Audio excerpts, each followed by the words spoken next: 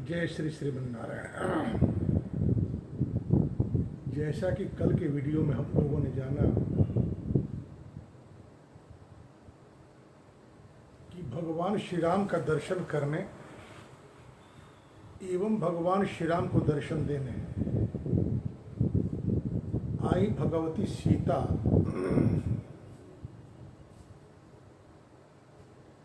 के रावण के लंका में निवास करने को लेकर भगवान श्री राम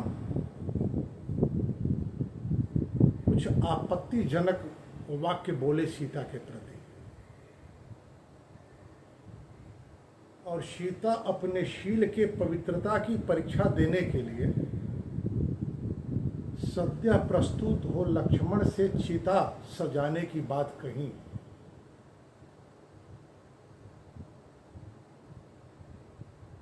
इस विषय पर आपत्ति के बाद भी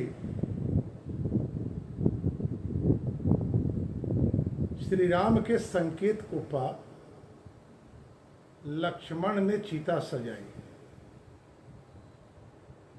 देवी सीता श्री राम के प्रति अपनी अनन्य निष्ठा को साक्षी मान अग्नि में प्रवेश कर गई, जहाँ इंद्रादि सारे देवता सीता के अक्षुण शील का प्रमाण देने के लिए भगवान श्री राम के पास आए। वहीं अपने गोद में लिए हुए अग्निदेव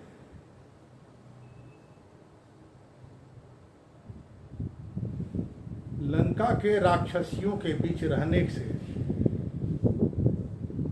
जो संसर्गज दोष होते हैं उनको जलाकर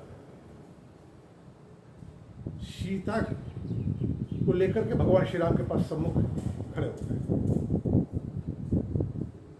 भगवान श्री राम ने वे सीता की पवित्रता को लेकर अपनी सम्मति रखते हुए कहते हैं कि यद्यपि मैं जानता हूं कि मेरी सीता परम पवित्र है, इसके बाद भी लोक प्रबोधन के लिए संसार के लोग सीता के शील पर कोई प्रश्न न करें और मुझे अपकीर्ति न दें, इसलिए सीता के इस निर्णय का हमने विरोध नहीं किया। भगवान श्री राम यहाँ तक कहते हैं, नियर महति वैक्लव्यम रावणांता पुरे सती अनन्या ही मया सीता भास्करस्य प्रभाजता। लंका में रहते हुए सीता कभी व्याकुल और उद्विग्न नहीं हुई, क्योंकि सीता लंका में रह कर के भी मेरे साथ थी। जिस तरह सूरज की किरणें संपूर्ण विश्व में दिखती है परंतु रहती वह सूरज के साथ है,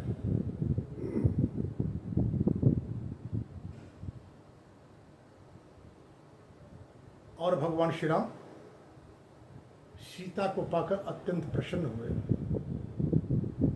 अयोध्या वापसी की बात होने लगी। महाराज दशरथ आकर राम और लक्ष्मण को धन्य किए, कुछ उपदेश और कुछ आदेश दिए। सीता को भी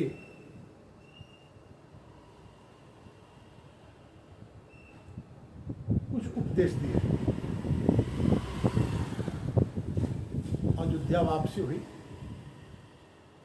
यात्रा क्रम में भगवान श्री राम उस युद्ध भूमि का दर्शन कराए सीता को।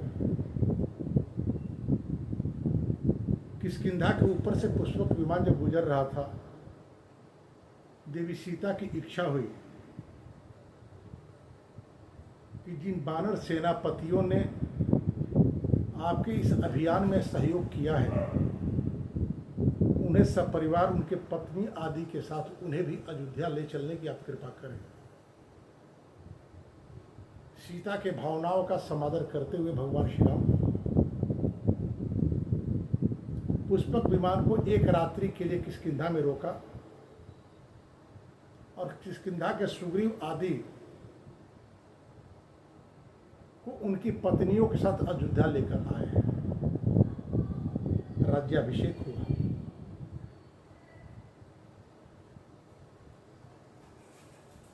राजा होने के बाद भी, महारानी होने के बाद भी राजा राम और रानी सीता एक सामान्य गृहस्थ के आचरण की कभी उपेक्षा नहीं की है।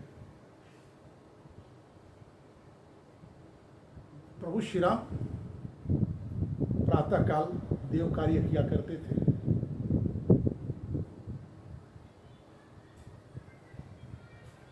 फिर प्रजा को दर्शन देना, राज कार्य की व्यवस्था देखना, ये सारा कार्य करते थे। भगवती सीता भी क्या करती थी?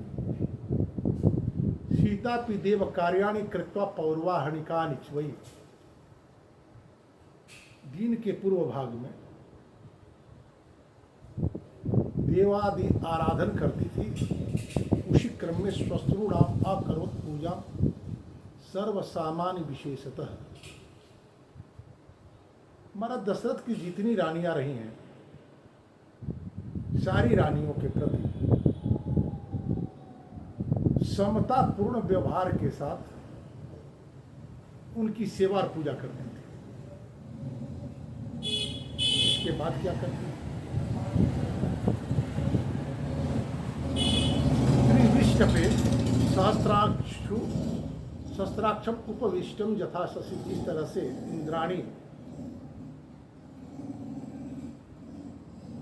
सज्जित वेश, संस्कारित वेशभूषा के साथ इंद्र के पास बैठी उन्हें तोष दिया करती। उसी तरह सीता भी अभ्यगच्छत ततो रामम विचित्रा भरणाम्बरा। चित्र विचित्र सुंदर साफ सुथरे वस्त्रों से सज्जित होकर भगवान श्री राम के पास बैठती। एक अनुरागिनी पत्नी का यह कर्तव्य होता है कि वह अपने प्रति अपने पति के मन में भी अनुराग बना रहे, ऐसा वो आचरण करें।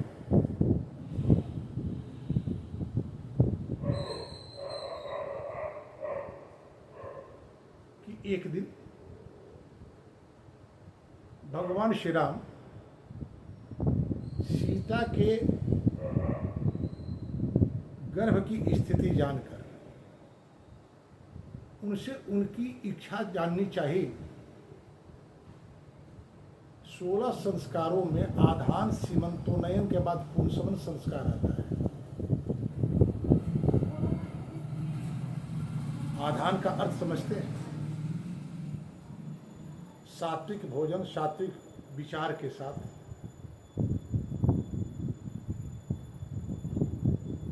सही समय पर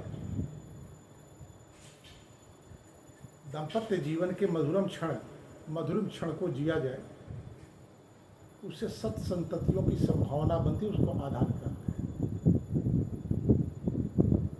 सीमंतों ने सीमंत का अर्थ समझते हैं? जहाँ सिंदूर दी जाती है पहली बार,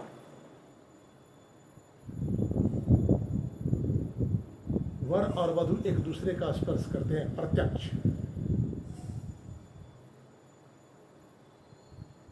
विवाह एक स्पर्श दीक्षा है। जिस परिवेश में,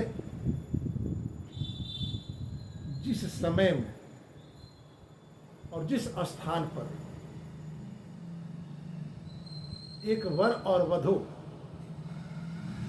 पति और पत्नी होने के संकल्प के साथ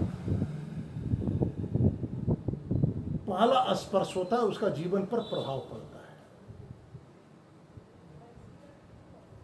दुर्भाग्य की बात है कि आज रिंग सेरेमनी जैसे आयातित सभ्यता ने विवाह के पवित्रता को दूषित करने का प्रयास किया है।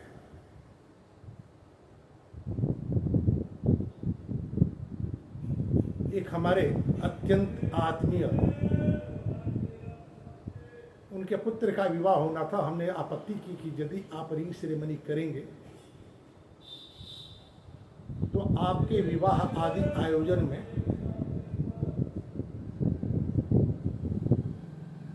मेरी उपस्थिति संदिग्ध होगी। मेरी बात उन लोगों ने माना और उन लोगों ने कहा कि श्रीमान आप आए, रिंग सेरेमनी नहीं होगी। मैं गया भी, फोटो शूट हो रहा था। लड़की को परी बनाकर धुएं का पहाड़ बनाकर उसके भीतर से लाया गया। लड़का स्टेज पर है। फोटोग्राफर ने कहा लड़के से कि लड़की के हाथ को पकड़ करके आप मंच पर लाएं। फिर रिंग सेरेमनी न होने का कोई अर्थ नहीं रहा, क्योंकि स्पर्श हो गया और वह स्पर्श उस क्षण विशेष, परिवेश विशेष के अनुकूल तरंगित कर दिया जीवन को। आप रिंग सेरेमनी न करें, उससे क्या अंतर है? फिर सिंदूरदान का प्रभाव आपके जीवन पर वैसा नहीं पड़ेगा जैसा पड़ना चाहिए।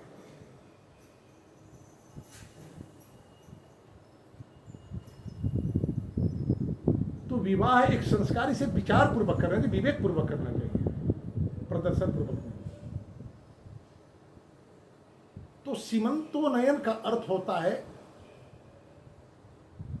भारत में कोई स्त्री माता के रूप में पूर्ण होती है। जैसी वह गर्भ धारण करती है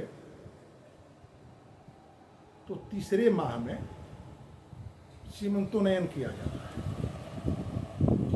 सीमंतोन्नयन संस्कार के माध्यम से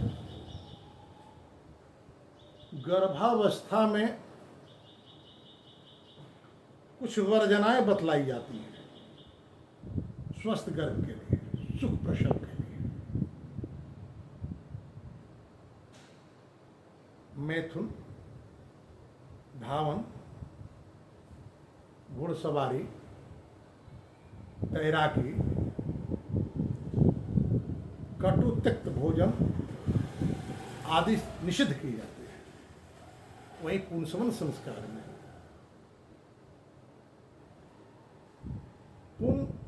पुंस आनयन पुंसवन, ईश्वरोपम गुण को लेकर के बालक आए, ऐसा संस्कार। इस संस्कार में मूल रूप से देखा जाता है कि कैसे गर्भकाल में पत्नी, गर्भवती स्त्री प्रसन्न रहे।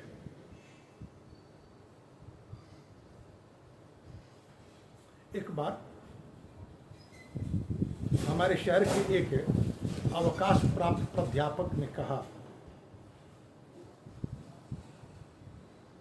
कि एक विशेष आयु के बाद जो बच्चे जन्म लेते हैं तो उनमें बौद्धिक अपरिपक्वता देखी जाती है, मंगोलिज्म रोग हो जाता है। ऐसा होता भी है। लेकिन हमने उनसे कहा कि श्रीमान 66,000 वर्ष के आयु पे हमारा दशरथ पुत्र प्राप्त किए, 8वें गर्भ के रूप में भगवान श्री कृष्ण का जन्म हो, तो 12वें पुत्र के रूप में, 11वें पुत्र के रूप में कपिल का होता। क्या ये सभी बौद्धिक रूप से अपरिपक्व थे? प्राध्यापक महोदय ने कहा कि महाराज आपने तो डाटा दे दिया। हमने कहा कि सबसे बड़ी बात है कि गर्भ धारण करते समय, गर्भ धारण करने के बाद गर्भ पोषण अवधि में कोई गर्भवती माता कितनी प्रसन्न होती है। तो इक्ष्वाकु वंश की परंपरा बंद होने को थी। भगवान की कृपा हुई, पुत्रष्टि जग हुआ, कौशल्यादि रानियां गर्भवती हुई, उनकी प्रसन्नता का पारावार नहीं रहा। महर्षि कर्दम और देवहूति के विवाह के समय में ही यह बात रखी कि पुत्र होगा तो मैं वैराग्य ले लूंगा।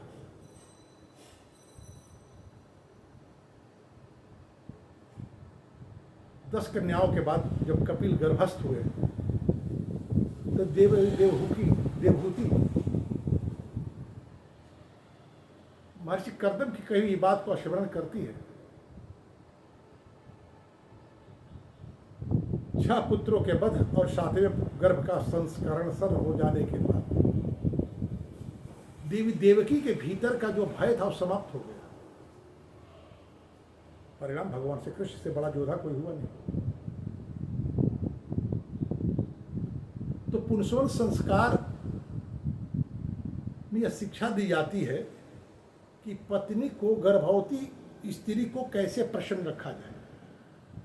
तो इसी क्रम में भगवान ने पूछा कि देवी आप क्या चाहती हैं इस गर्भावस्था में। भगवान राम के इस उदारपूर्ण आश्वासन को सुनने के बाद अस्मितं कृत्वा तु वैदेही रामं वाक्यम अथा ब्रवीत। देवी सीता अपने पति राम के द्वारा उदार आश्वासन पाकर मुस्कुराती हुई कही, तपोवनानि पुण्यानि द्रष्टुम इच्छामि राघव। हे राघव, मैं तपोवन का दर्शन करना चाहती हूँ। गंगा तीरों पर विष्टानि ऋषिणाम उग्र तेजस्वी। गंगा के तटवर्ती क्षेत्रों में जो घोर तपस्या करने वाले ऋषि हैं, उनके आश्रमों पर रहकर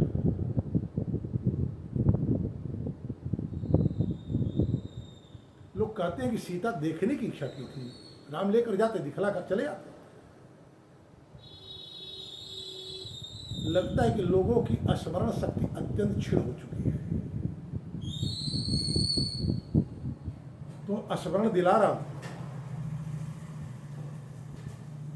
वन गमन के समय गंगा पार करती हुई देवी सीता गंगा की स्तुति कर रही है। स्तुति करने के क्रम में वो कहती है, सुराघाट सहस्त्रेण मानसम भूतौ दनेन च यक्षे त्वं प्रियताम देवी पूरीं पुनरुपागता। हे माँ गंगे, वन से पुनः जब मैं अयोध्या चली जाऊंगी अपने पति और देवर के साथ,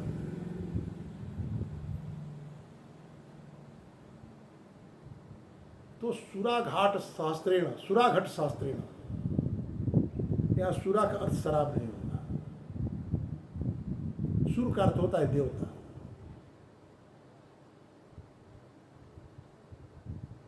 उनके लिए हजारों घट जो कभी रिक्त न हो,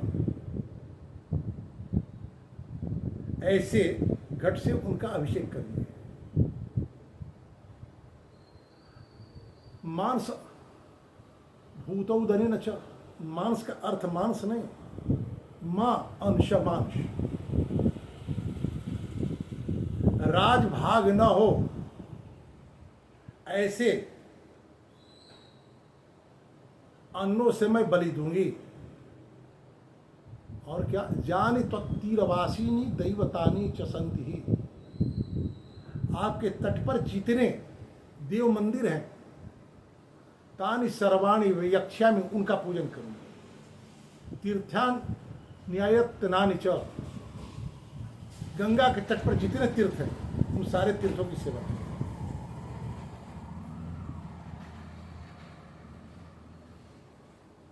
अब जो देवी सीता अभी कह रही, तपोवनानि पुण्यानि द्रष्टुम इच्छामि राघव, देखना चाहती। यह देखने का अर्थ जाकर के घूमना और दर्शन करके लौट आना नहीं। यह देखने का अर्थ है कुछ दिन निवास करके वहाँ की व्यवस्था का मैं विचक्षण करूँगी, मीमांसा करूँगी, और जो कमी होगी उस कमी को दूर करने का प्रयत्न करूँगी, लेकिन देव भाग से नहीं, राज भाग से नहीं, अयोध्या के राजकोष की समृद्धि ले जाकर के मैं नहीं करूँगी। तो क्या सीता के भी अपने आय के स्रोत हैं क्या? महाराज, साधन जहां छूट जाते हैं वहां सेवा ही साधन होती है। तो मैं सेवा करूंगी ऋषियों की, ऋषियों के आश्रम की, और उस सेवा के बदले जो भी मुझे स्वाभाविक रूप से प्राप्त होगा उससे मैं सेवा करूंगी, उससे मैं व्यवस्था बनाऊंगी। भगवान श्री राम आश्वासन देते हैं कि देवी, आपके भावनाओं का आदर किया जाएगा, कि दूसरे दिन प्रातः काल क्या घटित होता है इसकी चर्चा कल के वीडियो में। आपने ध्यान से सुना, इसलिए आपको धन्यवाद। और इस चैनल का अधिक से अधिक प्रसार हो, इसमें आप सहयोग करें।